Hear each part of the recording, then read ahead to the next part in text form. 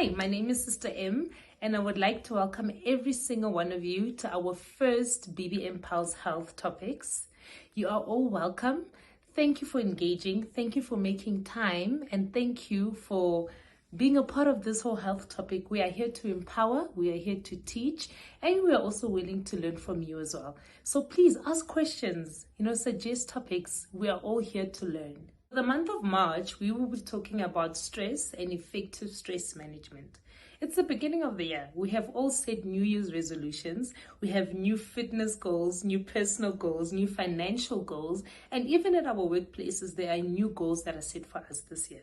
So it can be pressurizing and stressful to be able to achieve all those goals at once, because we do want to lose those 5 kgs. We want to come up on top at work. We want to be overachievers, and it can be stressful at times to be able to meet all those goals at once. Hence, it is important that you have effective and healthy stress management techniques that will help you deal with stresses while you're crushing your goals and even going through daily life. So in this month of March, we will be discussing stress by defining it, talking about what causes us, the different types of stress, and the effective ways to manage it. So please share your effective ways that you deal with stress so that, it can be very helpful to someone else and someone who can even relate to how to deal with stress, how you deal with it. So it's very important to be mindful of your body when there's certain stresses in your life so that you can be able to identify that, no, hold on, I'm in a stressful situation now, and how do I deal with it?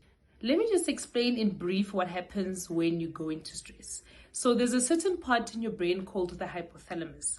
So whenever you're in a stressful situation, the hypothalamus kicks in your stress response. So what the stress response does is it sends multiple signals to various organs in your body, and what these organs do is that they release hormones to help you fight the stress, and this is what we call your body going into fight or flight. Remember, your body is now in an unfamiliar state, so it's trying to save itself. It's trying to go into survival mode. So now it's releasing all these hormones to try and reach a balance, or to try and fight and protect itself. Go through stress is not just emotionally or mentally, but your whole body reacts to it.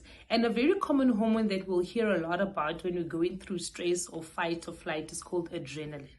Right, so this is one hormone that is, there's a lot of other hormones that are involved in this process, but one that is quite common and that we have known of is called adrenaline. Types of stresses that we go through, right? So there's 3 main types, which is called acute stress, episodic acute stress, and chronic stress.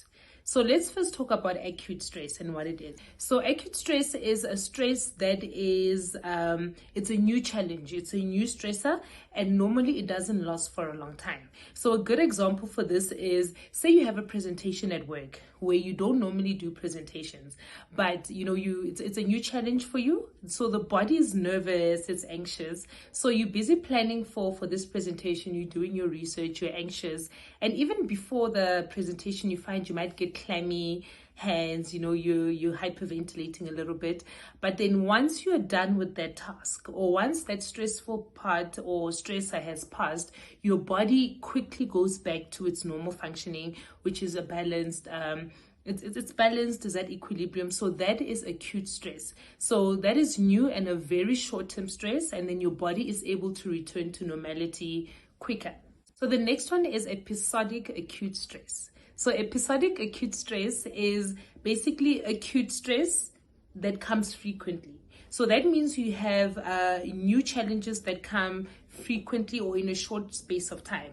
So it's not one particular stressor that is long and it takes forever. No. So it is smaller stressful tasks that come in a short-term frequency. So your body is able to go back to normality, but then quickly it needs to then be in a state of stress. So just like with the previous example I made, you find that you have frequent presentations at work, which this might be a whole new a field for you, a whole new task where you were not used to presenting. So now that you are in a different league or you're a different job, and then it requires you to make more frequent presentations. So before you get used to it, you stress quite often because it's smaller tasks that stress you. You're not yet used to it, but your body is able to return to normality, but a little bit more slower as compared to acute stress, because now this is happening more frequently.